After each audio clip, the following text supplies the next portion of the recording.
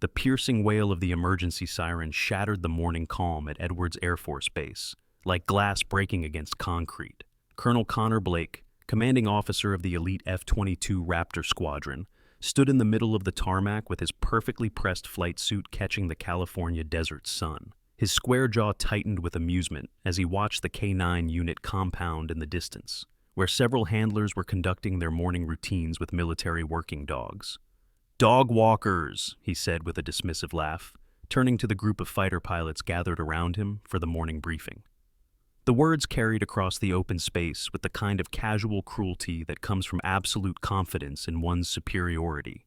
While we're pushing Mach 2 and defending American airspace, they're sitting over there playing fetch with oversized German shepherds. The pilots around him chuckled, some more enthusiastically than others. Lieutenant Ethan Ross, Blake's second in command, added his own commentary. "I heard they get combat pay for picking up dog droppings. Must be nice having such a dangerous job."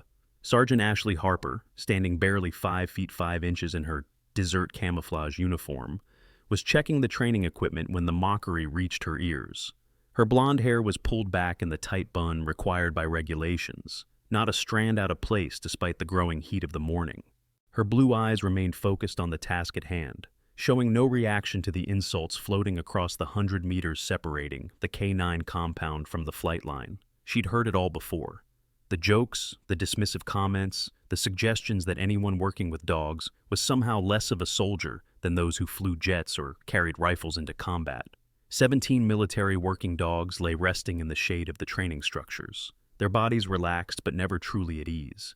The pack included everything from Belgian Malinois with their wolf-like intensity to German shepherds trained in explosive detection, each one representing years of specialized training worth more than most people's houses. They appeared normal to any casual observer, just dogs taking a break from their morning drills, but their ears suddenly perked up in unison, swiveling toward the fuel depot 500 meters to the east. The lead dog, a massive black and tan Malinois named Max, rose to his feet with the fluid grace of a predator sensing danger. Ashley noticed the change immediately. 7 years of working with military dogs had taught her to read their body language better than she could read most humans.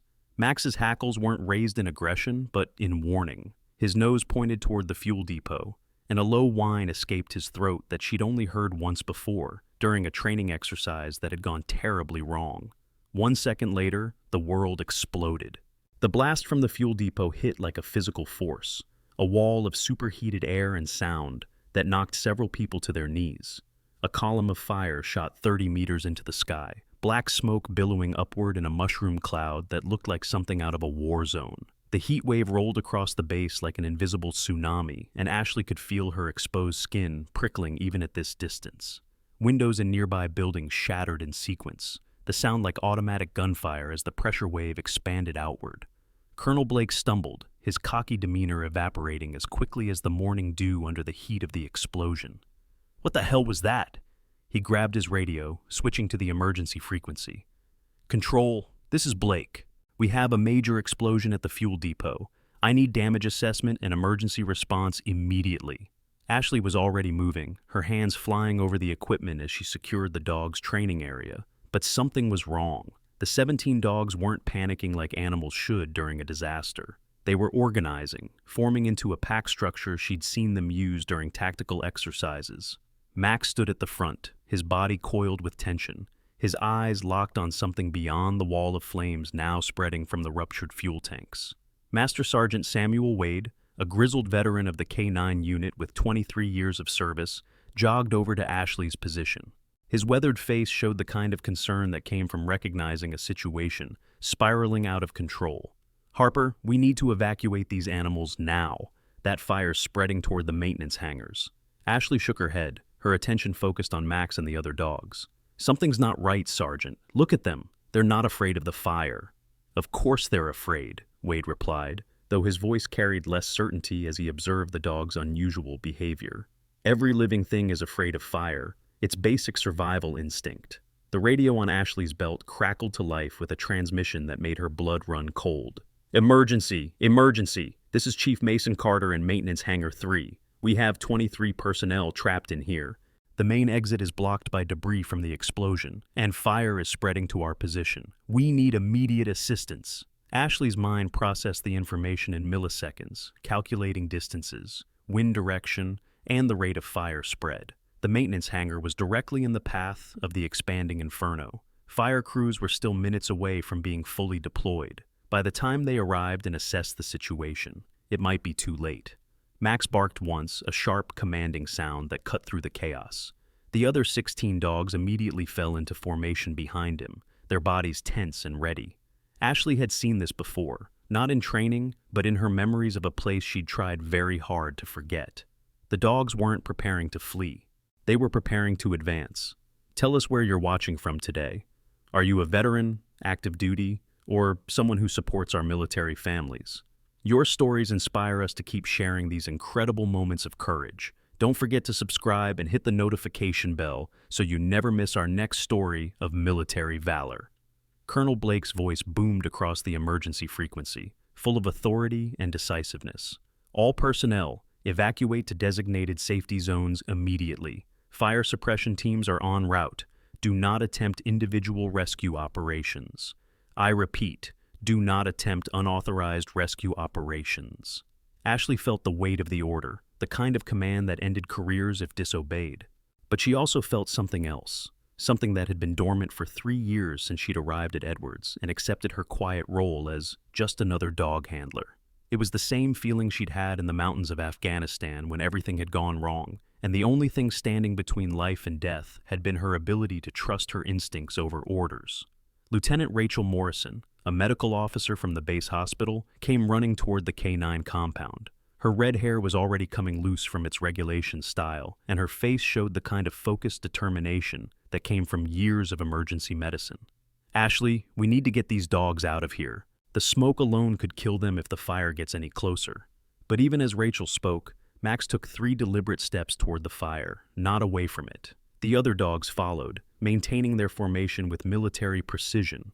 They weren't running from danger. They were moving toward it with purpose. They hear something, Ashley said quietly, her voice barely audible over the growing roar of the flames and the sirens now wailing across the base. Something we can't. Wade grabbed her shoulder, his grip firm but not unkind. Harper, these are valuable military assets. We can't just let them run into a fire because they're hearing things. Colonel Blake will have our heads if we lose 17 MWDs to panic behavior. Ashley turned to face him, and for the first time since she'd arrived at Edwards, Samuel Wade saw something in her eyes that made him take an involuntary step back. It wasn't anger or fear. It was the kind of cold calculation he had only seen in combat veterans who'd been in situations where every decision meant life or death. They're not panicking, she said with absolute certainty. They're responding to something specific. Those people trapped in the hangar, they're probably making sounds outside our hearing range. Ultrasonic frequencies from stressed vocal cords, vibrations through the ground from their movement. The dogs know exactly where they are. Blake's voice crackled over the radio again, this time directed at the K9 unit specifically. K9 unit, this is Colonel Blake. Evacuate those animals immediately. That's a direct order. We're not losing military assets to animal instinct. Ashley looked at the radio, then at the 17 dogs now facing the inferno, then at the wall of flames growing larger with each passing second. She thought about the 23 people trapped in that hangar, their voices probably growing weaker as smoke filled their lungs. She thought about orders and career consequences and the safe, predictable life she'd built here as an anonymous dog handler who no one looked at twice. Then Max barked again, this time turning his massive head to look directly at her. In his dark eyes, she saw the same thing she'd seen in another dog's eyes 3 years ago, right before everything changed. It was trust, absolute and complete, the kind that only existed between warriors who'd faced death together. Ashley unclipped her radio and set it on the equipment table. The gesture was deliberate, unmistakable. She was removing herself from the chain of command, making herself unreachable for further orders. Wade's eyes widened as he realized what she was doing. Harper, don't be stupid. Your career will be over. Blake doesn't forgive insubordination, especially from support personnel. Ashley pulled on her tactical gloves with practiced efficiency, her movements economical and precise. 23 people are about to die, Sergeant. Their careers will be over too, permanently. She gave a hand signal so quick and subtle that Wade almost missed it, but the 17 dogs saw it clearly. Max's entire body changed, shifting from readiness to action in an instant. He launched himself toward the fire, not in a panicked run, but in the kind of tactical movement pattern Ashley had drilled into him during hundreds of hours of training. The other dogs followed in perfect synchronization, spreading out into a search formation that maximized coverage while maintaining communication distance. "Stop those animals!" Blake's voice carried across the tarmac as he saw the dogs racing toward the danger zone. Several security personnel started moving to intercept, but Ashley was already running, following her dogs into the expanding wall of heat and smoke. Behind her, she heard Blake shouting into his radio, "Security! I want Sergeant Harper detained immediately. She's violating direct orders and endangering military assets. Stop her before she gets those dogs killed." But Ashley was no longer listening to the colonel's words. Her world had narrowed to the 17 dogs ahead of her, and the 23 lives hanging in the balance. As she ran, her body fell into a rhythm it remembered from years of training most people at Edwards didn't know existed. Her breathing regulated automatically despite the exertion, her stride adjusted to the terrain without conscious thought, and her eyes tracked multiple variables simultaneously: wind patterns, smoke density, structural integrity of the buildings near the fire. Rachel Morrison watched Ashley disappear into the smoke with a mixture of admiration and disbelief. Did she just throw away her entire career for a pack of dogs? Samuel Wade shook his head slowly, his experienced eyes having caught something in Ashley's movement that the others had missed. The way she ran wasn't like someone who spent their days playing fetch and filling water bowls. It was like someone who had been trained to move through hostile environments where every step could be your last. "No," he said quietly, more to himself than to Rachel. "She threw it away for 23 people those dogs are going to find." The heat hit Ashley like a living thing as she entered the outer perimeter of the danger zone. The air itself seemed to burn her lungs with each breath, and the smoke reduced visibility to less than 10 meters. But she could hear the dogs ahead, their barks cutting through the roar of flames with the clarity of purpose. Max's voice was distinctive, a deep, commanding sound that the other dogs oriented on like a compass point. She found them arranged in a semicircle around a section of the maintenance hangar, where the wall had partially collapsed. Through the gaps in the structure, she could hear voices, weak but definitely human. The dogs were indicating on the location with the kind of precision that came from thousands of hours of training, but they weren't trying to enter, they were waiting for her. Ashley assessed the situation in seconds. The main entrance to the hangar was completely blocked by burning debris, probably from secondary explosions of equipment inside. The wall where the dogs had gathered showed stress fractures from the heat, and several steel support beams were already glowing orange. The structure could collapse at any moment, but there was a gap near the foundation, where the blast had shifted the wall outward, creating an opening just large enough for a person to squeeze through if they knew exactly how to navigate it. She dropped to her knees beside Max, running her hands along the wall, to feel for heat patterns and structural weaknesses. The movement was automatic, trained into her through repetition until it became instinct.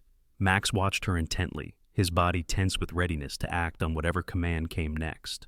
Through the smoke, she saw two figures approaching, Blake and several security personnel, their faces covered with wet cloths against the smoke. The colonel's eyes were blazing with fury as he saw her crouched by the damaged building. "Sergeant Harper, you are under arrest for violating direct orders and endangering military property. Step away from that building immediately." Ashley ignored him completely, her attention focused on the wall. She found what she was looking for, a section where the metal had buckled outward, creating a weak point that could be exploited. But she'd need leverage and precise application of force, the kind that required tools she didn't have. Then Max did something that made everyone present freeze in surprise. The massive Malinois moved to a specific spot on the wall and began digging with his front paws. Not randomly, but with purpose. The other dogs immediately joined him, working in coordination to clear debris from the base of the wall. Within seconds, they had exposed a maintenance access panel that had been hidden by equipment that fell during the explosion. Ashley didn't hesitate. She grabbed the panel and pulled with all her strength, using her body weight and leverage in a way that suggested formal training in breaching operations. The panel came free with a shriek of metal, revealing a narrow crawl space that led into the hangar's interior. "How did you know that was there?" Blake demanded, his anger momentarily replaced by confusion. Ashley didn't answer. She was already shimming through the opening, her body contorting in ways that spoke of extensive flexibility training. Max tried to follow, but she gave him a sharp hand signal that stopped him instantly. The dog whined but obeyed, taking up a guard position at the entrance. Inside the hangar, the situation was even worse than she'd imagined. The smoke was so thick she could barely see 3 feet ahead, and the heat was overwhelming. But she could hear voices now, coughing and calling for help from somewhere deeper in the structure. She moved toward them, staying low where the smoke was thinner, her hands feeling along the walls for guidance. She found the first group of 5 maintenance personnel huddled in a corner where an overturned tool cabinet had provided minimal shelter from falling debris. Chief Mason Carter was among them, his face blackened with soot but his eyes alert. "Who's there?" he called out, squinting through the smoke. "Sergeant Harper, K-9 unit. We're getting you out of here." Ashley's voice was steady despite the environmental conditions that would have most people panicking. "How many others?" 18 more, scattered throughout the hangar. Some are injured. The smoke got thick so fast, people got separated and disoriented. Ashley processed this information while simultaneously noting the structural sounds around her. The building was dying, groaning under the thermal stress. They had minutes at most before catastrophic collapse. She needed to locate 18 people in a smoke-filled maze of equipment and debris, get them to the exit she'd created, and do it all before the roof came down.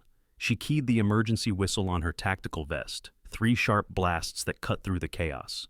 Immediately, she heard responses from outside, not human, but canine. Max and the other dogs were barking in sequence, creating an audio beacon that would guide people toward the exit even in 0 visibility. "Follow that sound," she told Carter and his group. "Stay low, move fast. The dogs will guide you out." "What about the others?" Carter asked. "I'll find them." She moved deeper into the hangar, using a search pattern that maximized coverage while minimizing time. Every 30 seconds she whistled, and the dogs responded, maintaining the audio lifeline. She found 3 more people near a collapsed shelving unit, 2 more trapped under a fallen workbench that she leveraged up using a pipe as a fulcrum, and another group of 4 who'd taken shelter in a tool cage. But that still left 8 people unaccounted for, and the building's death groans were getting louder. A section of the roof collapsed 20 meters to her left, sending a shower of sparks and burning insulation raining down. Time was running out faster than she'd calculated. Then she heard something that made her blood freeze, a dog barking from inside the building. Not from the exit where she'd left them, but from somewhere ahead of her in the smoke. One of the dogs had found another way in and was searching independently. She followed the sound and found Rex, a German shepherd trained in explosive detection, standing over 2 unconscious maintenance workers who had been overcome by smoke. The dog looked at her with urgent eyes, then grabbed one of the men's sleeves in his teeth and started pulling. Ashley understood immediately. Rex had entered through another breach point and found these people on his own initiative.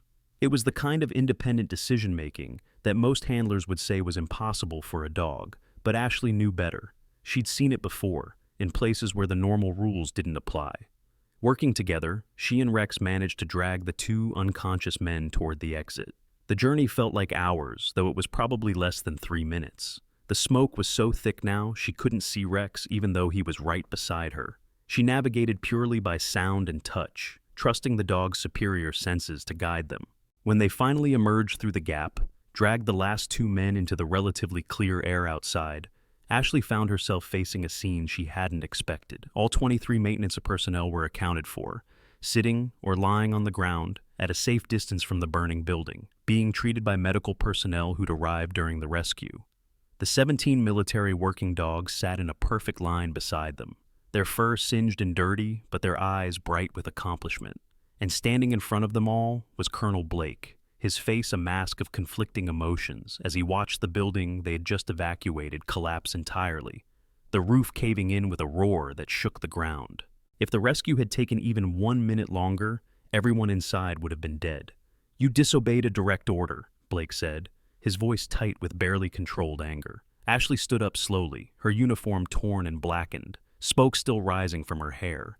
She met his gaze without flinching. "Yes, sir, I did. Those dogs could have been killed. You could have been killed. You risked valuable military assets on a hunch. I risked them on training and instinct, sir, and all 23 people are alive because of it." Blake's jaw worked like he was chewing on words that tasted bitter. Around them, a crowd was gathering as word spread about what had happened. Fighter pilots, maintenance crews, medical staff, and administration personnel, all drawn by the drama of the moment. Among them, Ashley noticed several people recording with their phones, undoubtedly capturing the confrontation between the decorated colonel and the smoke-stained sergeant. "You think you're some kind of hero?" Blake's voice rose, playing to the crowd now. "You're a dog handler who got lucky. Those animals could have gotten everyone killed with their untrained behavior." It was Master Sergeant Wade who spoke up, surprising everyone, including himself. "Sir, with respect, those dogs' behavior wasn't untrained. I've been working with MWDs for over 2 decades, and what I just witnessed was tactical coordination at a level I've never seen outside of special operations units." Blake turned his glare on Wade. "Are you defending her insubordination, Master Sergeant?" "I'm stating facts, sir." Sergeant Harper directed those dogs through a complex search and rescue operation using hand signals and audio cues I don't recognize from standard K-9 training. Either she's been conducting unauthorized training or... Wade paused, looking at Ashley with new understanding. Or she learned those techniques somewhere else. The crowd was growing larger, and Blake could feel the narrative slipping away from him. These people had just watched 23 of their colleagues saved from certain death, and the hero of the moment was a woman he'd been publicly mocking not an hour ago. He needed to regain control of the situation. "Sergeant Harper, you will report to my office immediately for disciplinary action. As for these dogs, they'll need to be evaluated for post-trauma response before they can return to duty. We can't have military assets that don't follow proper protocols." Ashley stood perfectly still for a moment, and in that stillness, something shifted in her posture. It was subtle, the kind of change most people wouldn't notice, but several veterans in the crowd straightened, unconsciously in response. Her shoulders squared, her chin lifted slightly, and when she spoke, her voice carried a different quality than before. "The dogs followed their training perfectly, Colonel. They detected human distress signals, maintained tactical formation during approach, established a perimeter at the breach point, and provided audio guidance for evacuation. Everything they did was textbook Special Operations K-9 protocol." Blake's eyes narrowed. "We don't teach Special Operations protocols to basic military working dogs, Sergeant. Where exactly would they have learned these techniques?" Before Ashley could respond, a new voice cut through the crowd. "They learned them from one of the best handlers I've ever worked with." Everyone turned to see Captain Noah Mitchell walking toward them. He was still in his flight suit from the morning training exercises, but his expression was serious in a way that made several people take notice. Noah had a reputation as someone who didn't speak unless he had something important to say, and his position as one of the base's most decorated pilots gave his words weight. Blake's expression showed irritation at the interruption. "Captain Mitchell, this doesn't concern you." Noah kept walking until he was standing directly beside Ashley, his positioning deliberate and unmistakable. "Actually, sir, it does. 3 years ago, I was part of a joint operation in Kandahar province. Our unit was pinned down by enemy fire, cut off from reinforcement. We would have died there if not for a K-9 team that managed to identify and neutralize threats in zero visibility conditions." The crowd had grown silent, sensing something significant was happening. Noah continued, his eyes never leaving Blake's face.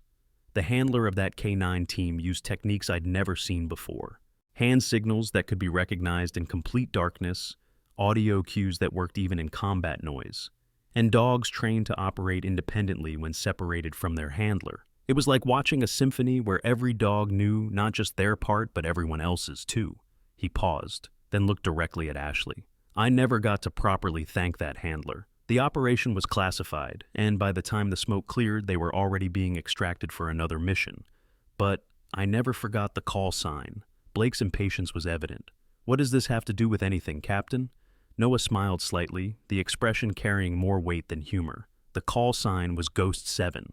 Part of a unit that officially doesn't exist, handling dogs trained for operations that never happened in places we've never been." The silence that followed was profound. Several people in the crowd were typing on their phones, undoubtedly looking up whatever information they could find about Ghost 7, though they would find very little. Such units were buried under layers of classification that most military personnel never even knew existed. Ashley's expression remained neutral, but her eyes had taken on a 1,000-yard stare that combat veterans recognized immediately. She was looking at something none of them could see, remembering something she'd probably tried very hard to forget. Lieutenant Rachel Morrison stepped forward from where she'd been treating some of the rescued maintenance workers for smoke inhalation. Her medical training had taught her to observe details others missed, and she'd been watching Ashley carefully since the rescue. Sergeant Harper, when you were pulling those men out, I noticed something. The way you checked their airways, positioned them for transport, even the way you supported their necks. That's not basic first aid. That's combat medicine. The kind they teach to people who operate in places where medevac isn't coming.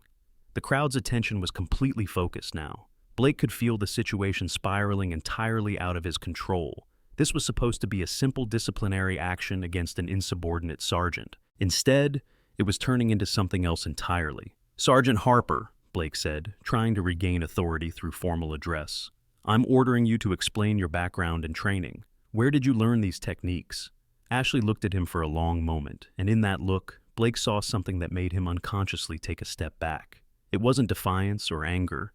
It was the kind of weariness that came from carrying secrets that were heavier than most people could imagine. With respect, sir, she said quietly, you're not cleared for that information. The gasps from the crowd were audible. A sergeant had just told a colonel that he wasn't cleared for information about her background. It was either the height of insubordination or... She's right, came another voice from the crowd. This time it was Major Benjamin Santos from Intelligence, his usually jovial face serious. I ran her name through our databases after the rescue. Sergeant Harper's full record is classified beyond my access level, and I have top-secret clearance. Whatever she did before coming here, it's locked behind doors that require Pentagon-level authorization to open. Blake's face had gone from red to pale. He was beginning to realize he might have made a significant error in judgment, but his pride wouldn't let him back down, not in front of this many witnesses. Classified or not, she still violated direct orders. That's grounds for court-martial regardless of her background. Actually, sir, Samuel Wade interjected, according to military regulations, personnel have not just the right, but the obligation to disregard orders that would result in preventable loss of life. Sergeant Harper made a tactical decision based on information her specialized training allowed her to recognize. The dog's behavior indicated survivors in a location mechanical sensors hadn't detected. She acted on that information and saved 23 lives. The maintenance personnel who had been rescued were now on their feet, supported by medical staff but determined to be part of this moment. Chief Carter stepped forward, his voice hoarse from smoke but clear. Colonel Blake, with all due respect, we owe our lives to Sergeant Harper and those dogs. We were dying in there. The smoke was so thick we couldn't find our way out even when we heard the evacuation alarms. Those dogs barking guided us like lighthouse beacons. And Sergeant Harper came in after us when everyone else was ordered to stay away. One by one, the other rescued personnel voiced their agreement, their soot-covered faces earnest with gratitude. The phones recording the scene captured it all. 23 lives saved, 17 dogs who'd refused to abandon them, and one handler who'd chosen lives over career. Blake found himself in an impossible position. He couldn't punish someone who'd just saved nearly 24 lives without looking like a villain, but backing down would mean admitting he'd been wrong about everything. The value of the K-9 unit, the capabilities of support personnel, and most importantly, his judgment of Ashley Harper herself. But before he could find a way to salvage the situation, the dogs made the decision for him. Max, the lead Malinois who'd initiated the rescue, stood up from his position and walked over to Ashley. But instead of his usual position at her left side, he circled behind her and sat at her right, his body angled outward in a protective stance. One by one, the other 16 dogs followed, forming a semicircle around her, their faces toward the crowd. It wasn't aggressive, but the message was unmistakable. They were protecting their handler from any threat, even if that threat wore a colonel's insignia. The symbolism wasn't lost on the crowd. These military working dogs, trained to obey without question, had just chosen their loyalty. And they'd chosen the sergeant who'd run into fire with them over the colonel who'd ordered them to abandon their instincts. Blake's radio crackled to life, saving him from having to respond immediately. Colonel Blake, this is General Benjamin Cruz. I'm 5 minutes out from Edwards. I want a full briefing on the explosion and rescue operation, and I want to meet the personnel responsible for saving those 23 lives. The general's tone left no room for interpretation. News of the incident had already reached high command, and they were coming to see for themselves what had happened. Blake knew that his next words would likely determine not just Ashley's fate, but his own career trajectory. Yes, sir, he responded to the radio, then looked at Ashley. "General Cruz wants to meet you, Sergeant. I suggest you make yourself presentable." Ashley looked down at her smoke-stained, torn uniform, then at the 17 dogs still maintaining their protective formation around her. "With respect, sir, I think the general will understand that some things are more important than appearance." As if in response, Max barked once, and all 17 dogs stood as one, ready to move with their handler wherever she went. The crowd parted as Ashley walked through them, the dogs maintaining perfect formation around her. She didn't march like someone going to face judgment. She walked like someone who'd already faced the worst life could offer and survived. Behind her, Blake stood alone on the scorched tarmac, watching the woman he'd dismissed as just a dog walker, being followed by a crowd of people whose lives she'd saved. Some moments in military service defined careers, others destroyed them. And sometimes, Blake was beginning to realize they did both at the same time. The base's emergency response center had been converted into an impromptu command post, with maps, communications equipment, and status boards showing the ongoing firefighting efforts. General Benjamin Cruz stood at the center of it all, his silver hair and weathered face marking him as someone who had risen through the ranks the hard way. He wasn't the kind of general who led from behind a desk. The Purple Heart and Silver Star on his uniform testified to that. When Ashley entered with her escort of 17 dogs, the general's eyes went immediately to the animals. They were covered in soot, their fur singed in places, but they maintained perfect military bearing as they arranged themselves around the room's perimeter. "Sergeant Harper," the general said, his voice carrying the authority of 40 years of military service. "I've been briefed on the rescue operation. 23 lives saved, 0 casualties. Executed in under 15 minutes, despite extreme environmental hazards. Is that accurate?" "Yes, sir," Ashley replied, standing at attention despite her exhaustion. "And you did this after being ordered to evacuate?" "Yes, sir." The general studied her for a long moment. Then his attention shifted to the dogs. "Are these the animals that performed the search and rescue?" "They are, sir." General Cruz walked slowly around the room, examining each dog. They remained perfectly still, but their eyes tracked his movement with intelligent awareness. When he reached Max, the Malinois met his gaze directly, something most dogs wouldn't do with a stranger. "This one's the leader," the general said. It wasn't a question. "Max, sir. 7 years old, certified in explosives detection, patrol work, and search and rescue." "And the others?" Ashley could have given him a standard rundown of certifications and training levels. Instead, she chose truth. "They're the best unit I've ever worked with, sir. Each one is capable of independent decision-making while maintaining pack cohesion.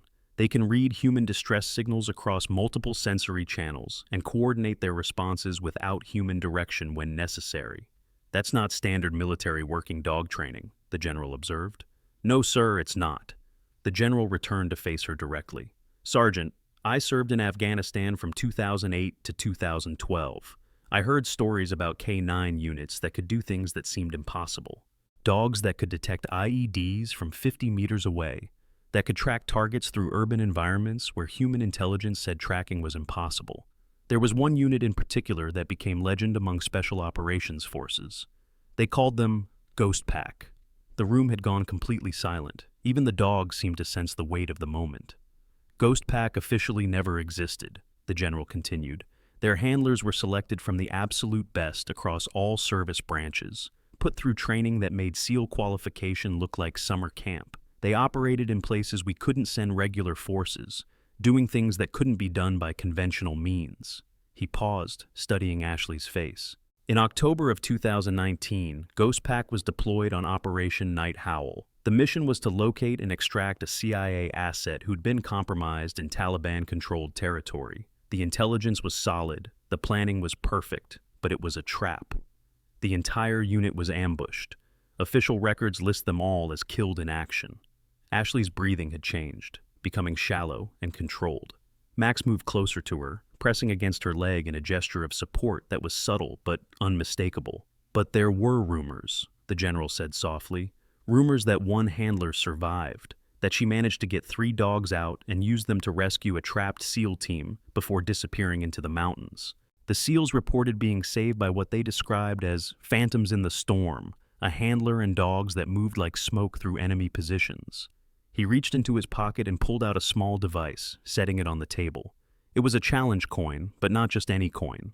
This one was black with a silver wolf's head and the number 7. "I've carried this for 3 years," the general said. "It was given to me by a SEAL team leader who said a Ghost 7 saved his entire unit. He said if I ever met her, I should return it with his gratitude." Ashley stared at the coin, her composed facade finally cracking. A single tear tracked through the soot on her face as she reached out with a trembling hand to touch the coin.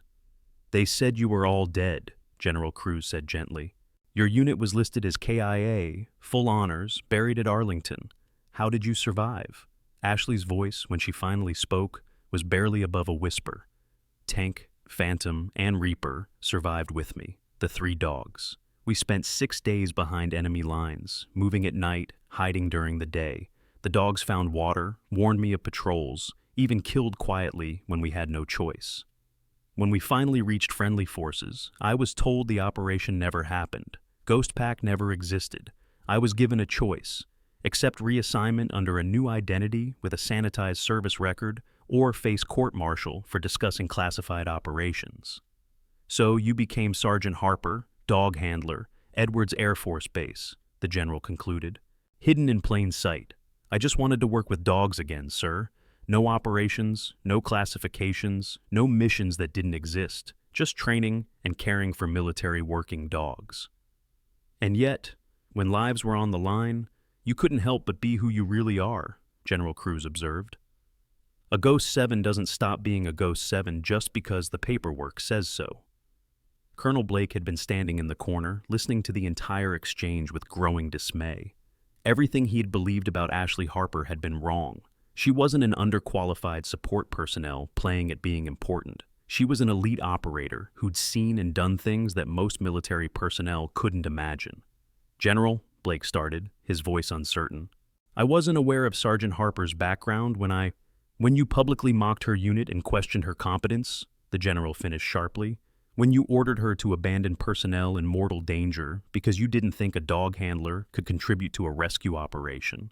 Blake's silence was answer enough. General Cruz turned back to Ashley. "Sergeant Harper, or should I say Handler 7, you're faced with a choice. We can maintain your cover, continue the fiction that you're just another K9 handler, and pretend today never happened. Or we can acknowledge what everyone here has witnessed, that you're one of the most highly trained military assets on this base, and start utilizing your skills appropriately." Ashley looked at the 17 dogs arrayed around the room, then at the faces of the people she'd served alongside for 3 years. Some showed surprise, others recognition as pieces fell into place, but all showed respect. "Sir, these 17 dogs have proven themselves capable of far more than standard military working dog operations. With proper training and the right handler, they could become something special, something like Ghost Pack used to be." "Are you proposing to rebuild Ghost Pack?" the general asked. "I'm proposing that we stop wasting potential, sir.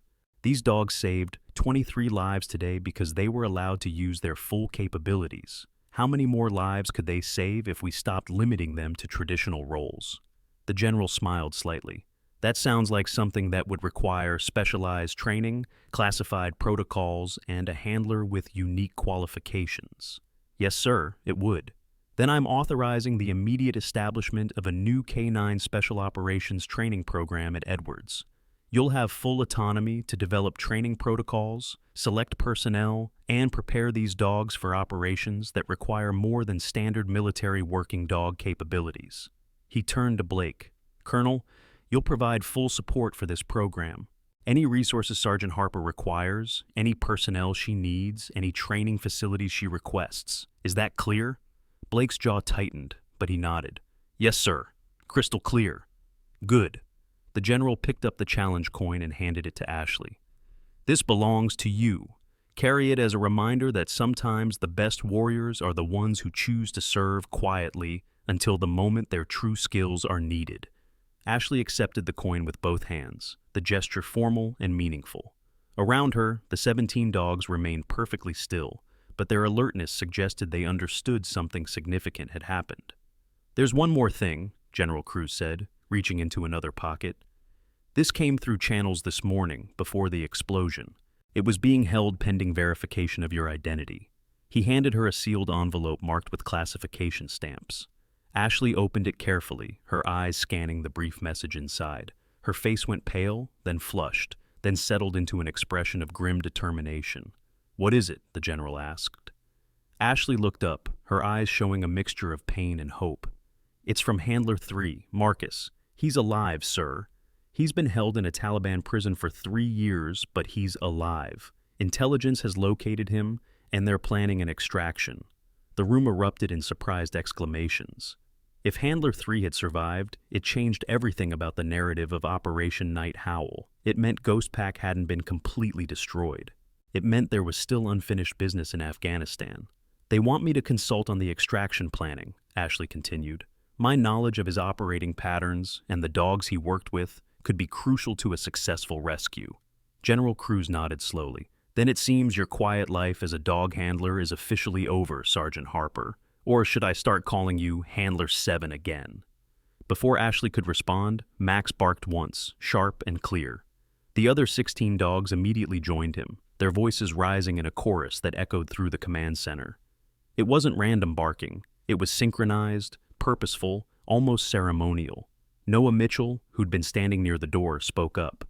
"That's the same sound they made during the rescue, when they were coordinating the evacuation." Ashley smiled slightly, the first genuine smile anyone at Edwards had seen from her. "They're voting, sir. They're saying they're ready for whatever comes next." "Then it's settled," General Cruz declared. "Ghost Pack is officially reactivated, with Handler 7 commanding. Your first mission will be to prepare an operational assessment for the extraction of Handler 3. Your second will be to turn these 17 dogs into the most elite K9 unit the military has ever seen." He looked around the room at the assembled personnel. "Everything discussed here is classified. The existence of Ghost Pack, Handler 7's identity, and the potential rescue mission are all need-to-know only.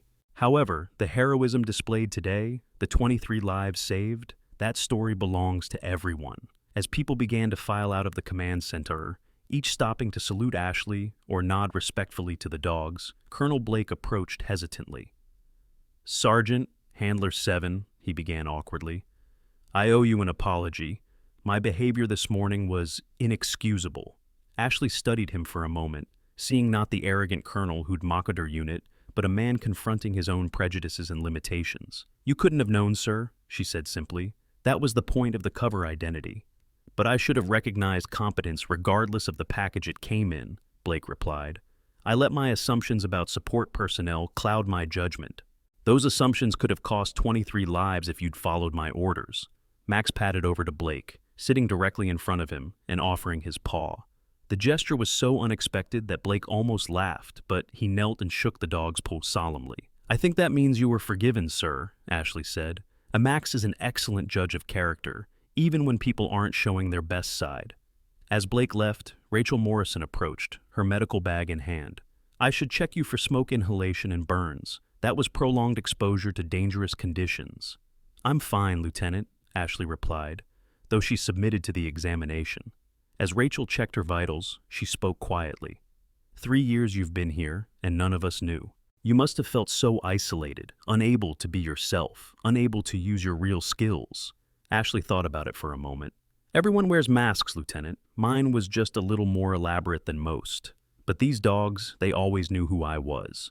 Dogs don't care about rank or reputation or service records. They care about the person holding the leash." "And now?" Rachel asked. "Now that everyone knows who you really are?" Ashley looked at the 17 dogs, who were finally relaxing from their alert positions, some even lying down on the cool floor of the command center. They'd been through hell today, literally running into fire because they trusted her judgment and she trusted their instincts. "Now we have work to do," she said. "Ghost Pack wasn't just about elite operations. It was about proving that the bond between handler and dog could achieve things that neither could accomplish alone. These 17 dogs proved that today. They're ready for more." Samuel Wade, who'd been listening from nearby, stepped forward. "I've been handling military working dogs for 23 years, and I've never seen anything like what happened today. Would you be willing to teach me, to teach all of us, the techniques you used, the signals, the coordination?" Ashley nodded. Ghost Pack was never meant to be just 7 handlers and their dogs. It was supposed to be a new doctrine for military K9 operations. What these dogs did today, any military working dog could potentially do with the right training. Then we'd better get started, Wade said with determination. If there's one thing today proved, it's that we've been underestimating our dogs' capabilities. The transformation of Edwards Air Force Base began that very afternoon. Word of the morning's rescue had spread through every unit, every department, and every corner of the installation. But it wasn't just the story of 23 lives saved that captured everyone's attention. It was the revelation that among them walked a ghost, a warrior from a unit that existed only in whispers and classified files that most would never see. Ashley stood in the K-9 training grounds as the sun reached its peak, the California desert heat shimmering off the ground in waves. The 17 dogs were arranged before her in perfect formation, their earlier exhaustion replaced by the kind of focused attention that came from recognizing a turning point. These weren't just military working dogs anymore. They were candidates for something greater.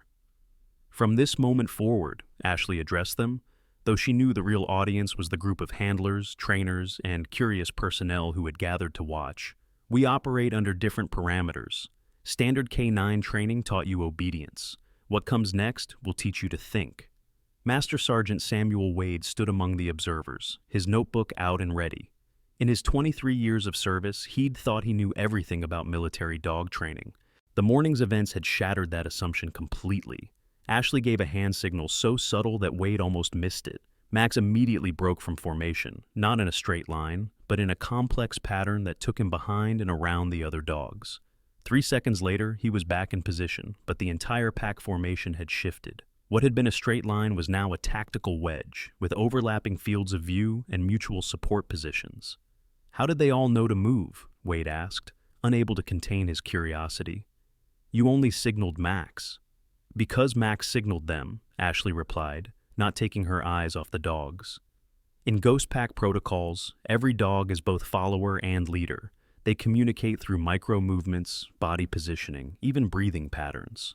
What takes human soldiers weeks to learn in formation drills, dogs can master in days because they're naturally pack animals. She demonstrated with another signal, this time directed at Rex, the German shepherd who had independently entered the burning hangar. Rex barked once, a specific tone and duration. Immediately, the formation split into 3 groups of 5 or 6 dogs each, spreading out in what military tacticians would recognize as a classic flanking maneuver. Lieutenant Rachel Morrison had arrived with her medical equipment, ostensibly to check the dogs for any delayed effects from smoke inhalation. But, like everyone else, she found herself mesmerized by the display of coordinated intelligence. "This is what you did in Afghanistan," she said. It wasn't a question. Ashley nodded slowly. In urban combat, enemies often hide in places where human soldiers can't go without extreme risk. Narrow alleys, collapsed buildings, tunnel systems. But dogs can navigate those spaces, and with the right training, they can do more than just detect threats. They can map layouts, identify numbers of opponents, even distinguish between combatants and civilians by scent markers like gun oil or explosive residue. Colonel Blake arrived at the training ground, his presence causing a subtle shift in the atmosphere. The morning's humiliation still hung between them, but he had exchanged his flight suit for standard duty uniform, a subtle acknowledgement that this was no longer about pilot versus support personnel. "General Cruz wants a demonstration," he said without preamble. "Tomorrow at 0800 hours. Joint Chiefs are flying in from the Pentagon. They want to see if Ghost Pack protocols can be replicated or if they were unique to the original unit." Ashley felt the weight of that statement. The original Ghost Pack had taken 2 years to train, with resources and support that no longer existed. She had less than 24 hours to prove that these 17 dogs could be the foundation of something similar. "We'll be ready, sir," she said simply. Blake hesitated, then added, "The general also authorized me to provide whatever resources you need. Personnel, equipment, training aids. Just tell me what you require." It was a complete reversal from the morning's dismissive attitude, and everyone present recognized the significance. Ashley considered for a moment, then made a decision that surprised everyone. "I need pilots, sir." Blake's eyebrows rose. "Pilots?"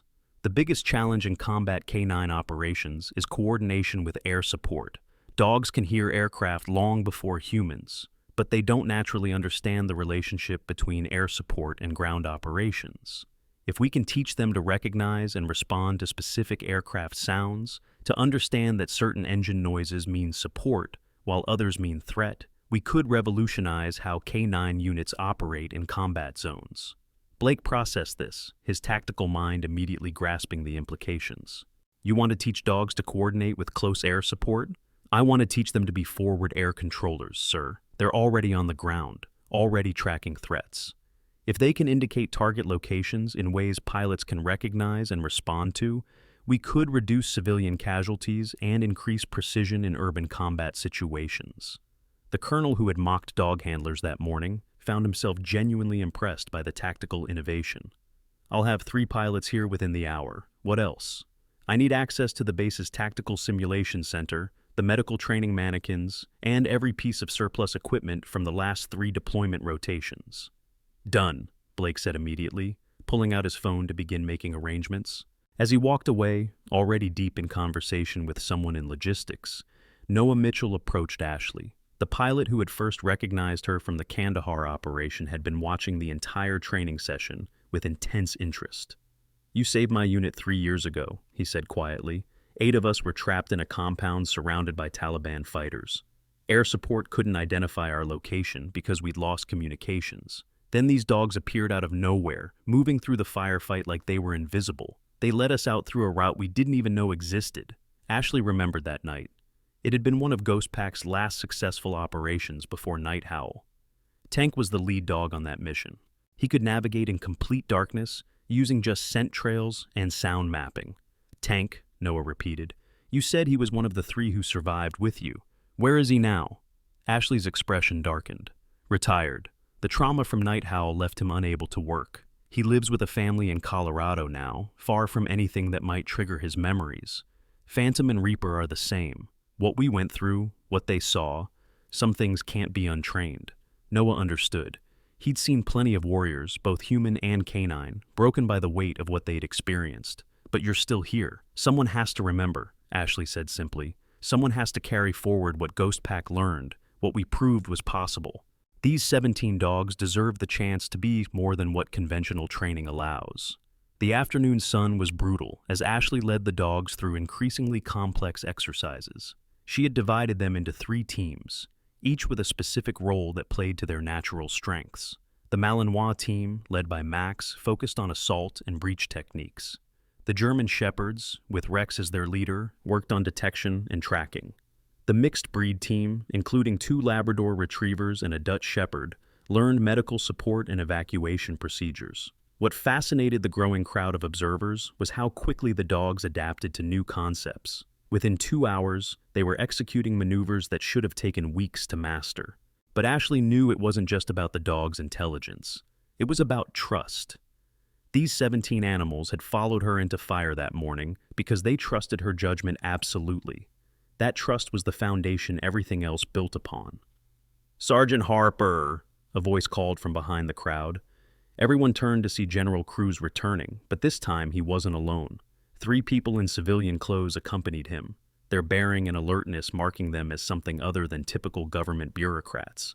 Ashley recognized the type immediately. Intelligence officers, probably CIA or DIA, the kind of people who had debriefed her after Night Howl and made her disappear into a cover identity.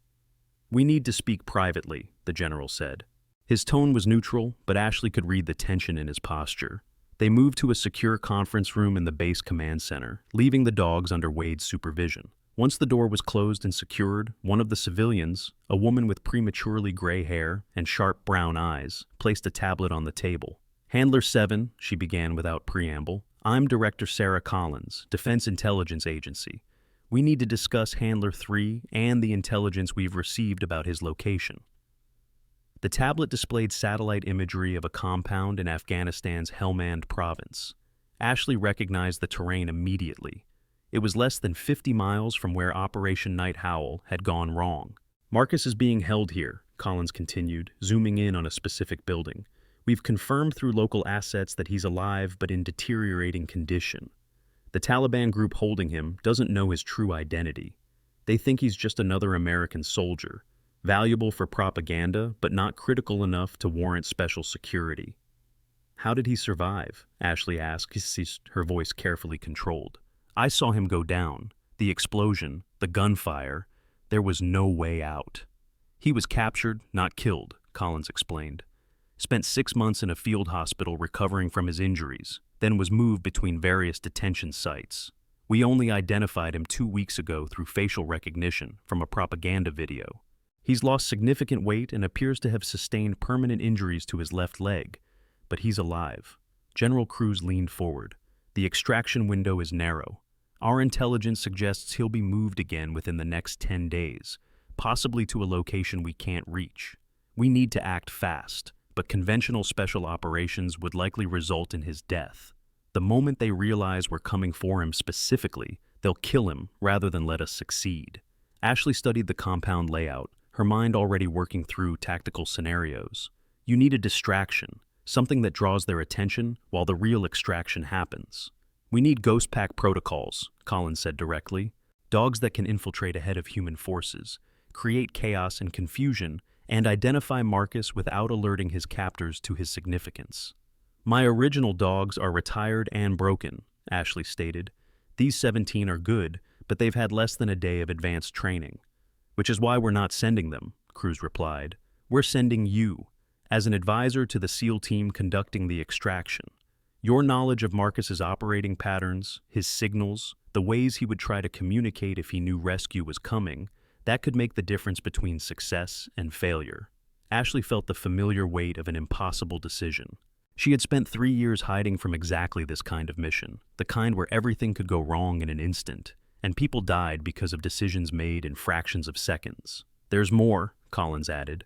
She pulled up another image, this one a grainy photo from a Taliban propaganda site. Look at his hands. Ashley looked closer and felt her breath catch. Marcus was making a hand signal, subtle enough that his captors wouldn't notice, but distinctive enough for anyone who knew Ghost Pack protocols to recognize. It was the signal for 7, repeated 3 times. He knows you're alive, Collins said. Somehow he knows you survived, and he's trying to send you a message. The room fell silent as Ashley processed this information.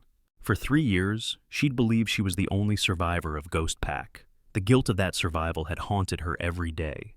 Now, discovering Marcus was alive but imprisoned, possibly being tortured, waiting for a rescue that might never come. When? She asked simply.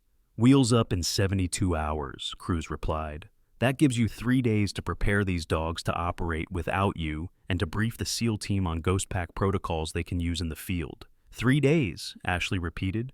You're asking me to compress years of training into 3 days. We're asking you to do what you did this morning, Cruz countered. The impossible.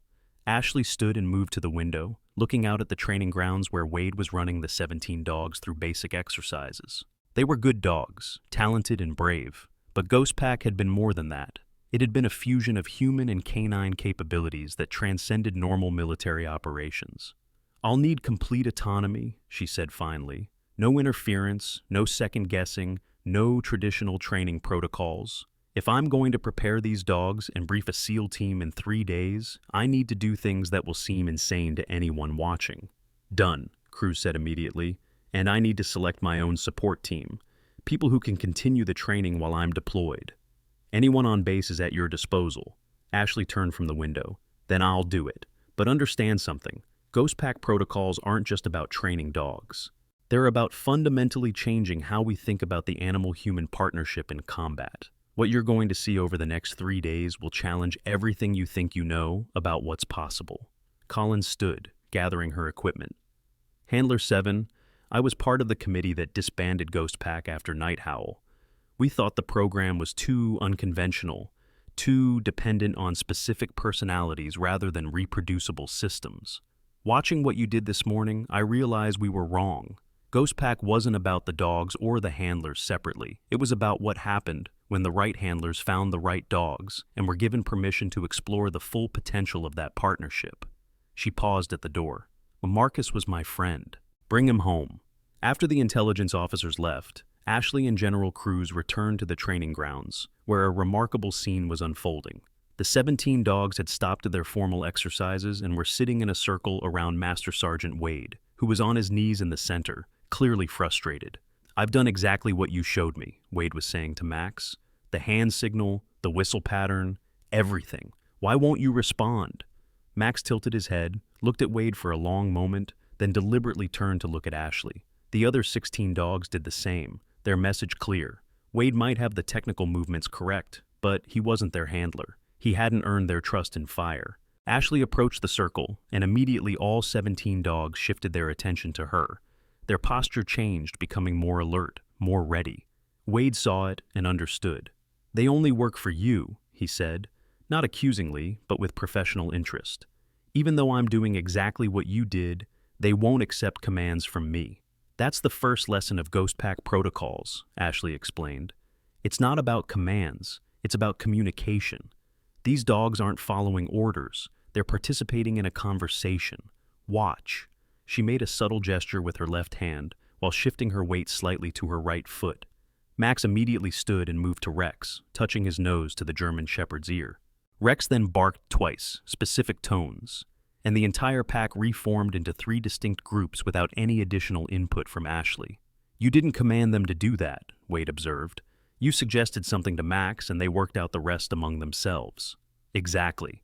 Ghost Pack protocols recognize that dogs have their own communication system that's far more sophisticated than we usually credit. Instead of overriding that system with human commands, we integrate with it. We become part of the pack conversation rather than dictators telling them what to do." Blake had returned with the 3 pilots he'd promised, and they were watching with fascination. One of them, Captain Lisa Chen, stepped forward. "Could you teach them to recognize our specific aircraft? To understand that when they hear our engines, help is coming?" Ashley studied the pilot, noting the genuine interest rather than the skepticism in her expression. "Better than that, Captain. I can teach them to guide you to targets." Over the next 3 hours, Ashley demonstrated techniques that seemed to border on the impossible. She taught Max to recognize the sound difference between an F-22 and an F-16 from recordings, then to indicate which aircraft was approaching based on engine noise alone. She showed Rex how to use a laser pointer attached to his vest to designate targets for air support. She trained the 2 Labradors to drag wounded mannequins to specific colored smoke markers that would indicate medical evacuation points to incoming helicopters. As the sun began to set, casting long shadows across the training ground, the crowd of observers had grown to include personnel from every part of the base. Word had spread that something extraordinary was happening at the K-9 compound, something that challenged conventional understanding of what military working dogs could achieve. Noah Mitchell had been watching all afternoon, but as the formal training ended, he approached Ashley with a question that had been bothering him. "In Kandahar, when your dogs found us, they didn't just lead us out. One of them, a German Shepherd with a scarred ear, actually disarmed an IED along our escape route. I watched him carefully move wires with his teeth, like he understood exactly what would happen if he made a mistake." "How is that possible?" Ashley's expression grew distant, remembering. That was Phantom. He'd watched explosive ordnance disposal teams work so many times that he learned to recognize the patterns. Not just what bombs looked like, but how they were constructed, where the trigger mechanisms were typically placed. He couldn't disarm complex devices, but simple pressure plates and tripwires? He understood those well enough to neutralize them when necessary. "You're telling me a dog taught himself bomb disposal by observation? I'm telling you that dogs are capable of learning far more than we typically allow them to. We limit them with our assumptions about their intelligence." Ghost Pack removed those limitations. As darkness fell over Edwards Air Force Base, Ashley stood alone with the 17 dogs in the empty training ground. Tomorrow would bring the Pentagon observers, the formal demonstration that would determine whether Ghost Pack protocols would be adopted or dismissed as an anomaly. In 3 days, she would leave for Afghanistan to help rescue Marcus, not knowing if she would return. But tonight, she had this moment with 17 Daewoo who had proven themselves capable of extraordinary things. Max approached and sat beside her, leaning slightly against her leg in a gesture of companionship that transcended the military working relationship. "You did good today," she told him quietly. "All of you did." Max responded with a soft whine that the others picked up, creating a low chorus that seemed to harmonize with the desert wind. It was their way of saying they were ready for whatever came next. The next morning arrived with the kind of crystal clarity that only desert environments could produce. By 0730 hours, the demonstration area had been prepared with obstacles, smoke machines, hidden mannequins representing casualties, and electronic devices that would simulate various combat scenarios. The audience was unlike anything Edwards Air Force Base had ever seen.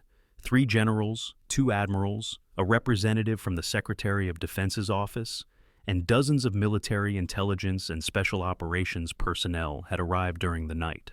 They sat in temporary bleachers that had been erected specifically for this event, their expressions ranging from skeptical to intensely curious. Ashley stood before them in a fresh uniform, the 17 dogs arranged behind her in perfect formation. She'd spent most of the night preparing, not just the practical elements of the demonstration, but mentally preparing herself for the scrutiny that was about to come. General Cruz made the introduction. Ladies and gentlemen, what you're about to witness is a demonstration of advanced K9 capabilities developed under the Ghost Pack protocols. These techniques were thought lost when the original unit was disbanded. Sergeant Harper, or, as she was previously known, Handler 7, will show you that not only can these protocols be recovered, but they can be taught to standard military working dogs in a remarkably short time. An admiral in the front row, his chest heavy with decorations from 40 years of service, spoke up. Sergeant, I've reviewed what records exist of the original Ghost Pack. They suggest capabilities that border on the fantastical. Dogs operating independently behind enemy lines, conducting reconnaissance that rivals human special operations, even making tactical decisions without handler input. Surely these are exaggerations. Ashley met his gaze steadily. With respect, Admiral, they are understatements. Ghost Pack achieved things that were never officially documented because they were deemed too sensitive or too unbelievable for official reports. Today, with 17 dogs who've had less than 24 hours of advanced training, I'll show you a fraction of what's possible. She turned to the dogs and gave a single whistle, low and short. Immediately, they dispersed into the demonstration area, each moving with purpose toward different objectives. What followed over the next hour defied every expectation the observers had brought with them. Max led a team of 5 dogs in what could only be described as a coordinated assault on a simulated enemy position. They didn't just charge forward. They used cover, provided overwatch for each other, and even performed what looked like suppressive positioning while others advanced. When they encountered a mannequin rigged with a simulated explosive vest, Rex carefully used his teeth to disconnect wires in the correct sequence, a behavior he'd learned just the night before. The 2 Labradors demonstrated medical evacuation procedures, dragging wounded mannequins not just to safety, but to specific zones they'd marked with different colored indicators: red for critical, yellow for urgent, green for stable. They even performed basic triage, spending more time positioning the critical casualties for easy access, while moving the stable ones to covered positions. But the moment that caused several generals to actually stand up in amazement came when Ashley demonstrated air-ground coordination. Captain Chen flew her F-16 over the demonstration area while the dogs were searching a simulated building complex for hidden targets. Without any human direction, Rex activated the laser designator on his vest and painted a target on a building where mannequins representing enemy combatants were hidden. The laser remained steady on target for the full 15 seconds required for a precision strike, despite simulated gunfire and explosions going off around the dog. How does he know to hold it steady for exactly 15 seconds? The Secretary of Defense's representative asked. Because that's how long pilots need for target acquisition and weapon release, Ashley explained. He learned the timing through repetition and positive reinforcement, but more importantly, he understands the purpose. He knows that holding that laser steady means the threat gets eliminated and his pack stays safe. The demonstration continued with increasingly complex scenarios. The dogs showed they could distinguish between civilian and combatant mannequins by scent markers, could map building interiors and communicate the layout through specific bark patterns, and could even perform coordinated distractions while other team members completed objectives. As the formal demonstration ended, the audience sat in stunned silence. Finally, the admiral who'd expressed initial skepticism stood and addressed Ashley directly. Sergeant Harper, I've been in the military for 4 decades. I've seen technology change the battlefield in ways we never imagined. But what you've shown us today might be the most significant advancement in ground combat capabilities I've ever witnessed. These aren't just military working dogs anymore. They're partners. Thinking, adapting, problem-solving partners. General Cruz stood to address the assembled officials. The question before us is whether we're prepared to embrace this evolution. Ghost Pack protocols challenge our fundamental assumptions about animal intelligence and capability. They require us to think of military working dogs not as tools, but as team members with their own specialties and decision-making abilities. A heated discussion followed, with traditional military thinkers arguing against what they saw as anthropomorphizing animals, while others recognized the undeniable tactical advantages of what they'd witnessed. Through it all, Ashley stood quietly with the 17 dogs, who had returned to formation without being called, sitting perfectly still as their future was debated. Finally, the representative from the Secretary of Defense stood. "Sergeant Harper, if we authorize expansion of this program, how many dogs could be trained to this level?" Ashley considered carefully. "That depends on several factors, sir. Not every dog has the cognitive flexibility required for Ghost Pack protocols. Not every handler can adapt to seeing dogs as partners rather than subordinates. But, conservatively, within a year, we could have 50 operational K9 teams at this level. Within 5 years, this could be standard for all military working dog units. And the handlers? Can you train others to do what you do?" "I've already started, sir." Ashley gestured to where Wade, Noah, Rachel, and several other personnel who'd been observing the training stood. "The key is selecting people who can set aside their preconceptions about animal limitations. People who can learn to read dogs as well as dogs read us." The officials withdrew for private deliberation, leaving Ashley and the dogs waiting in the demonstration area. Max sensed her tension and pressed closer, offering silent support. The other dogs remained alert but calm, as if they understood the significance of what was happening. 30 minutes later, General Cruz returned with the verdict. "The Secretary of Defense has authorized immediate expansion of the Ghost Pack program. You'll have full resources, dedicated facilities, and authority to select personnel from any branch of service. Your first priority is to prepare a team for the extraction mission. Your second is to establish a training pipeline that can be replicated at other installations." Ashley felt a wave of relief and responsibility wash over her. Ghost Pack would live again, not as a secret unit operating in shadows, but as an acknowledged evolution in military capability. "There's one more thing," Cruz added.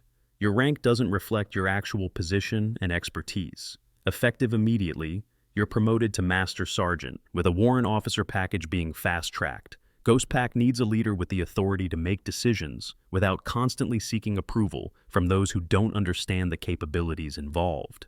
The announcement caused a stir among the watching personnel. Jumping from sergeant to master sergeant was unusual enough, but the mention of a warrant officer package suggested the military was creating an entirely new position category for what Ashley represented. Blake approached as the crowd began to disperse.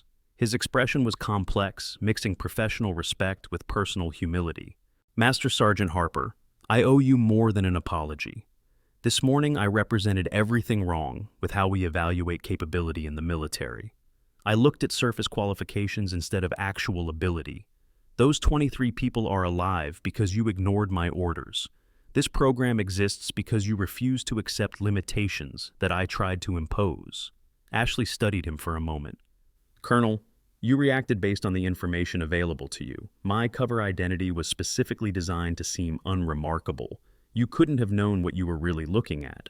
But I should have recognized competence when it acted," Blake countered. "When those dogs refused to evacuate, when you read their behavior and understood something the rest of us couldn't, I should have trusted that instead of falling back on rank and conventional thinking." Max walked over to Blake and sat directly in front of him, looking up with an expression that seemed almost amused. The colonel knelt and offered his hand, which Max sniffed before giving it a single lick. "I think that means we're good," Ashley said with a slight smile. "Max doesn't hold grudges. It's one of the things that makes dogs better partners than humans sometimes." Over the next 2 days, Edwards Air Force Base transformed into the nexus of a revolution in military working dog operations. Handlers from other installations arrived for crash courses in basic Ghost Pack protocols. Intelligence officers studied videos of the demonstrations, identifying applications for various combat scenarios.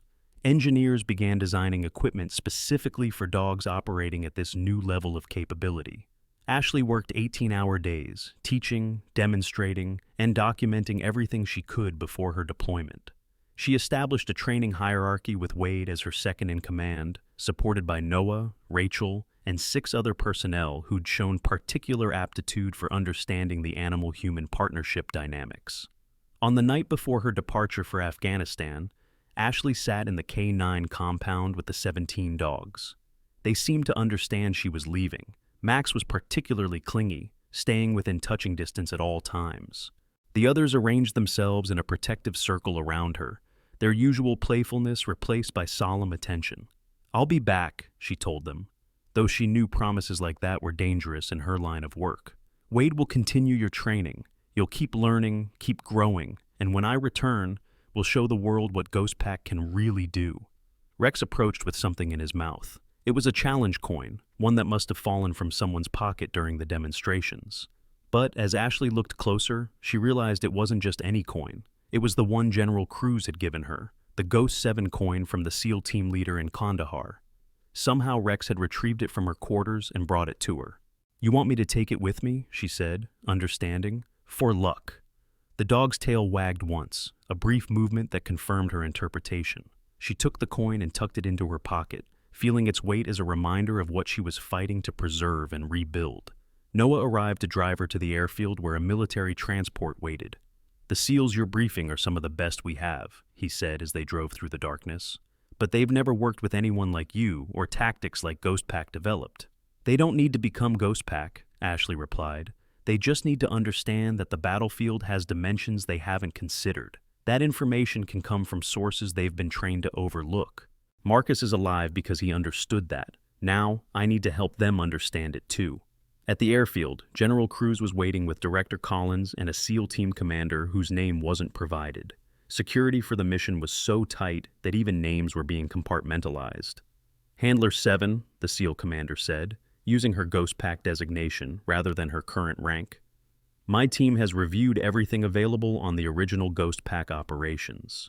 We're prepared to integrate your tactical recommendations, no matter how unconventional they might seem." Ashley appreciated his directness. "Commander, what I'm going to suggest will seem insane at times.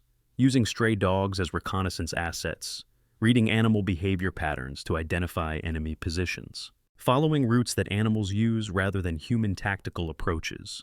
Your men will need to trust instincts they've been trained to suppress. If it gets Handler 3 home alive, we'll follow a rabbit down its hole," the commander replied. The aircraft engines roared to life, and Ashley took one last look at Edwards Air Force Base. Somewhere in the K9 compound, 17 dogs were probably looking toward the sky, listening to the sound of her departure. In 72 hours, she'd either return with Marcus or not at all. But either way, Ghost Pack would continue. The morning's fire had rekindled something that 3 years of hiding hadn't extinguished. The flight to Afghanistan took 14 hours, with a stop at a forward base in Germany. During the flight, Ashley briefed the SEAL team on every detail she could remember about Marcus's operating patterns, his preferred signals, the ways he would try to communicate if he knew rescue was coming. She taught them basic Ghost Pack hand signals, the ones that Marcus would recognize even after 3 years of captivity.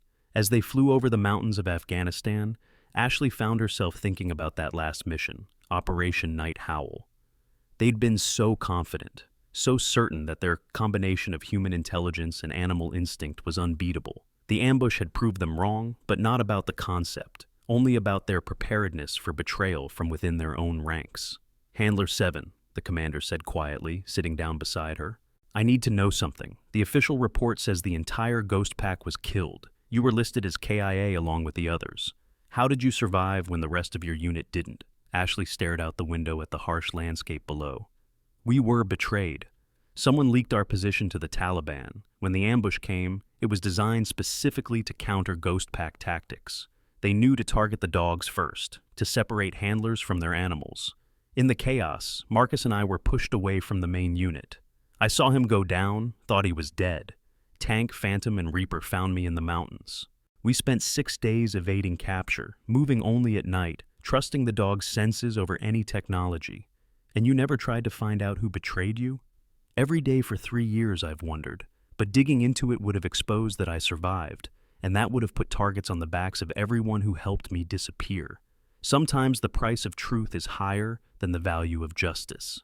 The compound in Helmand province looked exactly as it had in the satellite imagery, a collection of mud brick buildings surrounded by walls that had stood for centuries. The SEAL team observed from a concealed position 2 kilometers away, while Ashley studied the terrain through specialized optics. "There," she said quietly, pointing to a section of the eastern wall. "See those dogs lying in the shade? They're not random strays. They're positioned as sentries. The Taliban learned from fighting against Ghost Pack. They use dogs as early warning systems now." The commander processed this information. "Can you counter them?" Ashley smiled grimly. "Counter them? Commander, I'm going to recruit them." What followed was 48 hours of the most unconventional special operations preparation anyone on the team had witnessed. Ashley didn't focus on the compound itself, but on the animals living around it. She identified patterns in how the local dogs moved, which ones were actually guards versus scavengers, and most importantly, which ones showed signs of previous military training. "That German Shepherd mix," she told the team, pointing to a scarred dog that stayed close to the building where Marcus was believed to be held. "Look at his ear position when vehicles approach. He's been trained, probably captured from an Afghan National Army unit. He's not loyal to the Taliban. He's just surviving." On the second night, Ashley did something that made even the seasoned SEALs nervous. She left their observation position alone, moving through the darkness toward the compound. But she didn't approach directly. Instead, she circled wide, leaving small caches of food mixed with specific scents at strategic points. She was laying a trail, but not for humans. By dawn, 3 of the compound's dogs had found and followed her scent trail away from their positions. She met them in a wadi 500 meters from the compound walls. What happened next would have seemed like magic to anyone not familiar with Ghost Pack protocols. Using a combination of hand signals, body language, and controlled breathing patterns, she communicated with the dogs. Not commands, but negotiations. An exchange of information between species that transcended conventional understanding. She returned to the SEAL position with critical intelligence. "Marcus is in the northwestern building, 2nd floor. He's injured but mobile. There are 17 guards, but only 6 are alert at any given time. The others are using hashish. The dogs told me." The SEAL commander stared at her. "The dogs told you?" Dogs can distinguish between individual human scents. These 3 have been in that compound for months. They know every person there. I showed them a cloth with Marcus's scent from his personal effects. They indicated which building that scent was strongest in. They also showed me which guards they avoid versus which ones they approach for food. The violent ones versus the lazy ones. "You're telling me you got a tactical intelligence assessment from stray dogs?" "I'm telling you that animals are constantly gathering information we ignore. Ghost Pack protocols just taught us how to access it." The rescue operation launched at 3 a.m. local time, but it didn't begin with the SEALs. It began with the 3 dogs Ashley had recruited. They returned to the compound but didn't resume their guard positions. Instead, following patterns Ashley had shown them, they created systematic disruptions. One knocked over a fuel barrel. Another started a fight with the guard dogs on the opposite side of the compound, from Marcus's location. The third, the German Shepherd mix, did something extraordinary. He went to Marcus's building and barked 3 times in a specific pattern. Ghost Pack's old signal for "friendlies incoming." Inside his cell, Marcus heard the signal and felt his heart race for the first time in 3 years. He dragged himself to the window, his damaged leg screaming in protest. In the courtyard below, he saw the German Shepherd looking directly at him. The dog raised one paw and held it for exactly 3 seconds. Handler 7's personal recognition signal. Marcus knew then that Ashley was alive, and that rescue was imminent. Using what little strength he had, he began preparing, creating noise on the opposite side of his cell, to draw his guards' attention away from the direction he knew the assault would come from. The SEAL team's entrance was swift and precise. With the guards distracted by the chaos the dogs had created, and Marcus actively misdirecting attention from inside, they reached his cell in less than 90 seconds. The moment the door breached, Marcus called out the Ghost Pack authentication code, identifying himself as a friendly despite his drastically changed appearance. They carried him out through a route the German Shepherd mix actually led them through, the dog having identified the path with the fewest guards. As they reached the extraction point, Marcus saw a figure in tactical gear waiting by the helicopter. Even with the night vision goggles and full combat kit, he recognized the way she stood, the way she held her weapon. "7," he called out, his voice broken by years of captivity. Ashley turned, pulling off her goggles. "3, took you long enough to signal your position." Despite everything, Marcus actually laughed. "You always were impatient." As the helicopter lifted off, the German Shepherd mix stood at the compound's edge, watching them go. Ashley had offered to bring him, but he had chosen to stay, to continue the work of disruption from within. Some warriors found their battlefield in unexpected places. The flight back to the forward operating base was quiet, except for the medical team working on Marcus. His injuries were extensive but survivable. More importantly, his mind was intact. 3 years of captivity hadn't broken the ghost pack handler within. "They told me you were all dead," he said to Ashley once the medics had stabilized him. "They showed me photos of the ambush site, dog tags, everything." "They told me the same about you," Ashley replied. "We were supposed to die that night. Someone wanted Ghost Pack erased." Marcus nodded slowly. "I know who. I've had 3 years to piece it together. The patterns, the timing, the specific tactics they used against us. It was Colonel Harrison, our own operational commander." Ashley felt something cold settle in her chest. Harrison had been the one who'd recruited her for Ghost Pack, who'd championed the program to skeptical superiors. Why? Money. The Taliban offered him $50 million for Ghost Pack's elimination. We were too effective. We were disrupting their operations faster than they could adapt. So, they bought the one thing they couldn't defeat: betrayal from within. The revelation hung between them, heavy with implications. Their unit hadn't failed. They'd been sold out by the very person supposed to protect them. "Harrison needs to pay," Marcus said quietly. "He will," Ashley replied, "but not through revenge, through resurrection. Every Ghost Pack team we train, every life they save, every mission they complete proves that what he tried to destroy was bigger than his betrayal. He killed 7 handlers and 28 dogs, but he didn't kill the idea." As the helicopter approached the base, Ashley could see lights blazing on the runway, medical teams standing ready, and surprisingly, a video link screen showing Edwards Air Force Base. On the screen, 17 dogs sat in perfect formation, with Wade standing beside them. "They insisted on waiting," Wade's voice came through the communication system. "Haven't moved from formation for 6 hours. Somehow they knew you were coming back." Max barked once through the video link, and Ashley heard Marcus gasp beside her. "That sounds like Tank's command bark," he said. "The exact same tone and duration." "Max learned from the videos we had of Tank," Ashley explained. "These 17 dogs are carrying forward what the original Ghost Pack started. They're not replacements. They're the next evolution." The helicopter touched down, and as medical teams rushed to get Marcus to the hospital, Ashley stood on the tarmac looking at the mountains of Afghanistan one last time. She'd come here to rescue one man, but in doing so, she'd closed a chapter that had haunted her for 3 years. Back at Edwards 2 days later, the K9 compound had become a pilgrimage site of sorts. Military personnel from across the base came to see the 17 dogs who'd saved 23 lives and sparked a revolution in military working dog operations. But more importantly, they came to understand that they'd been wrong about the limits of what was possible. Marcus, despite his injuries, insisted on meeting the dogs. He was wheeled into the training ground where all 17 sat waiting. Max approached first, moving slowly and carefully, aware that this human was injured. He sat directly in front of Marcus's wheelchair and offered his paw.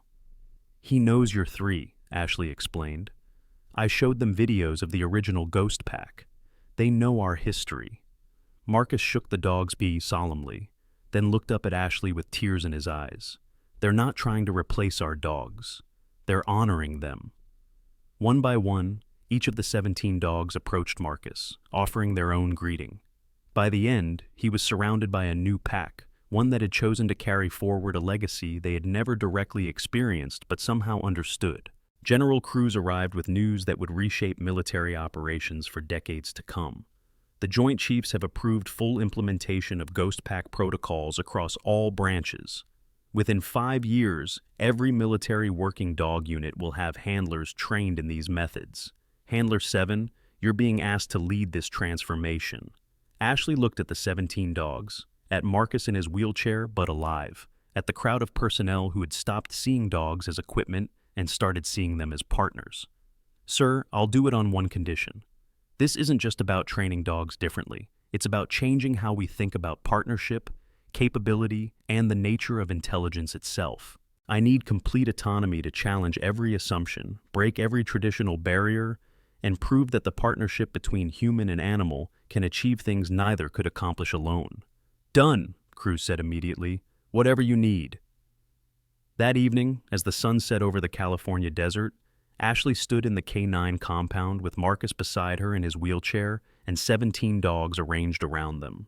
Wade, Noah, Rachel, Blake, and dozens of others who had witnessed the transformation stood watching. Ghost Pack was never about the 7 handlers or the 28 dogs who officially comprised the unit, Ashley addressed them. It was about proving that when we stop imposing our limitations on other species, when we learn to communicate rather than just command, we discover capabilities we never imagined possible. She looked at Max, who stood at perfect attention, his scarred gute testament to his run through fire. These 17 dogs didn't just save 23 lives. They saved an idea. They proved that Ghost Pack wasn't a fluke or an anomaly. It was a glimpse of what's possible when we're brave enough to see animals as partners rather than tools. Marcus spoke up, his voice still weak but clear. 3 years ago, Handler 7 and I watched our unit die because someone believed Ghost Pack was too dangerous to exist. Today, I'm watching it be reborn stronger than before. Not as a secret unit operating in shadows, but as a transformation in how the entire military approaches the animal-human partnership. As if understanding the moment's significance, Max barked once. The other 16 dogs joined him, their voices creating a chorus that echoed across the base. It wasn't random noise. It was synchronized, purposeful, almost ceremonial. It was Ghost Pack's traditional end-of-mission signal, learned from videos and taught by Ashley, but made their own through the courage they'd shown running into fire. The crowd began to disperse as darkness fell, but Ashley remained with Marcus and the dogs. Tomorrow would bring new challenges, new training, new doubts to overcome. But tonight, she allowed herself this moment of victory. "You know there's something else," Marcus said quietly. In the compound, I heard guards talking. Harrison is still alive. He's working as a military contractor in Syria, protected by the money he earned from our betrayal. Ashley's expression didn't change, but Max and several other dogs shifted positions slightly, responding to a tension in her body language that was invisible to human observation. "He thinks Ghost Pack is dead," Marcus continued. "He has no idea what happened today, what you've built here." "Good," Ashley said simply. "Let him think that. Let him believe he won. Because one day, when Ghost Pack teams are operating in every theater, when what he tried to destroy has become standard military doctrine, he'll realize that betrayal couldn't kill an idea whose time had come." Max patted over and leaned against her leg, offering silent support. The other dogs maintained their positions, but their alertness suggested they understood something significant was being discussed. "For now, we focus on building," Ashley continued. "Training handlers, developing protocols, proving repeatedly that this works. Harrison's judgment will come, not from us, but from the weight of history, proving him wrong." As they prepared to leave the training ground, Ashley's satellite phone buzzed with an incoming message.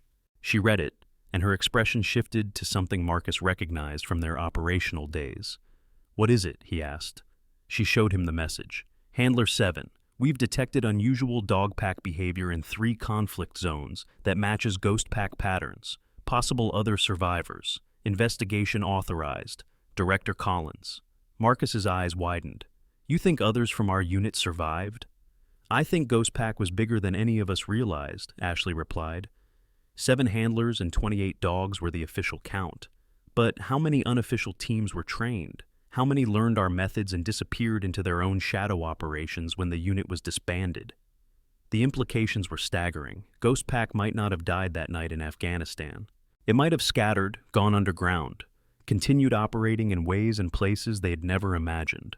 Ashley looked at the 17 dogs who'd started this resurrection. "Tomorrow, we start preparing for the possibility that we're not rebuilding Ghost Pack from scratch.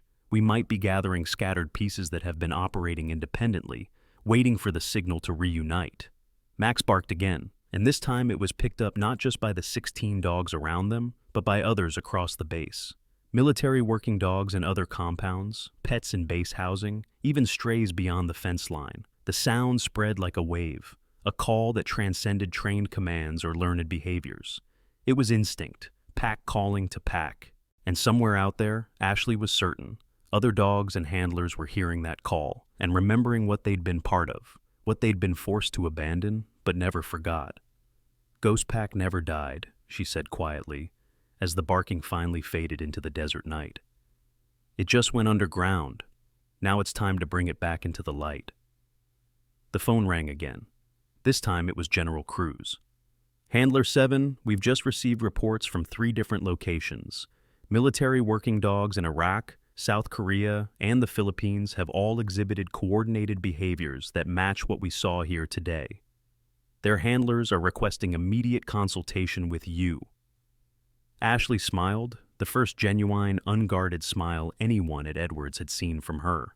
Tell them Ghost Pack is reforming. All scattered units are to report their status and capabilities. It's time to come home. As she ended the call, Ashley realized the morning's fire had done more than save 23 lives.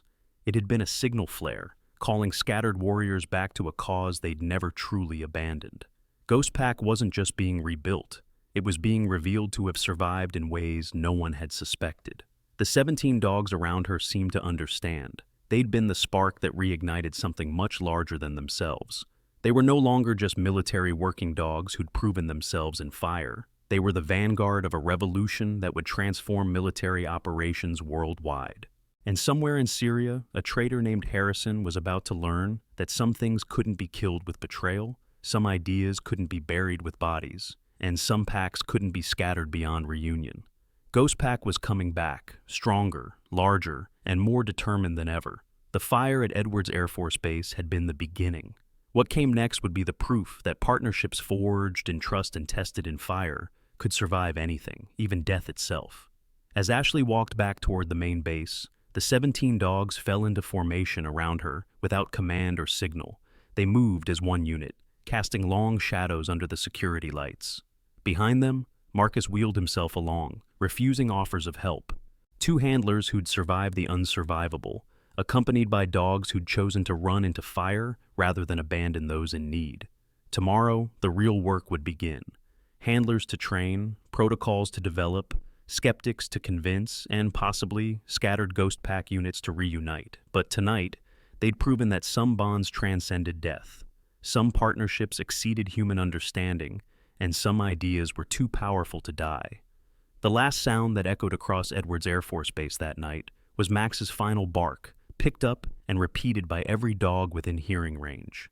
It was Ghost Pack's traditional sign-off, learned from old videos but given new meaning by 17 dogs who'd earned the right to carry it forward. The message was clear to anyone who understood: Ghost Pack lives. Ghost Pack endures. Ghost Pack never leaves anyone behind. The story of Ashley Harper and the 17 military dogs is not just a tale of courage in the face of fire. It is a profound reminder of how we often underestimate others based on their appearance and job position. Colonel Blake dismissed the K-9 unit as dog walkers without realizing he was mocking one of the military's most elite warriors. The greatest lesson is about humility and the importance of recognizing true value. Every person, every job has its own worth that cannot be measured by rank or title. Those considered support personnel may possess special skills and invaluable experience we never knew existed. The story also speaks to the power of cooperation and trust. The 17 dogs didn't run into the fire because of orders, but because of absolute faith in their handler. Ashley didn't save 23 people alone. She did it through partnership with dogs, teammates who couldn't speak but understood responsibility clearly. Finally, this is a story about never abandoning what is right, even when facing severe consequences. Ashley chose to save lives over following orders, chose life over career, and that made all the difference.